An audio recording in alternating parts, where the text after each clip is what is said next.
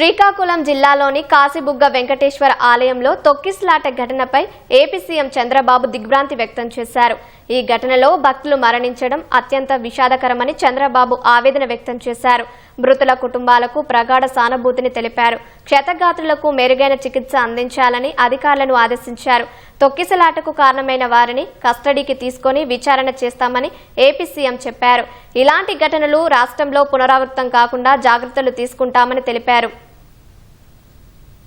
Kashibugga town లో ఒక private వ్యక్తి వెంకటేశ్వర దేవాలయాన్ని కట్టాడు. అక్కడి నుంచి కార్తీక మాసం ఈరోజు చాలా మంది అక్కడ దర్శనానికి వెళ్లిపోయారు. కనీసం ఆయన చేసినప్పుడు పోలీసుకు కూడా చెప్పలేదు. చెప్పుంటే పోలీస్ ప్రొటెక్షన్ పెట్టి ఎక్కడికక్కడ కంట్రోల్ చేసేవారం. అది చేయని దాని వల్ల అక్కడ వచ్చిన వాడు కూడా ఒక ఆర్డర్ ప్రకారం లేకుండా, క్రమశిక్షణ లేకుండా 9 మంది తొక్కిడికి గురయ్యి చనిపోయే పరిస్థితికి వచ్చారు. 5 మందికి ఇంజరీస్ కూడా అయినాయి. నేను ప్రతి ఒక్క ప్రాణాన్ని కాపాడుకోవాలని అనేక ప్రయత్నాలు చేస్తా ఉంటే కొంతమంది ప్రైవేటు వ్యక్తులు ఇలాంటి కార్యక్రమాలు చేయడం చాలా బాధాకరం. దీన్ని నేను చాలా తీవ్రంగా ఖండిస్తున్నా.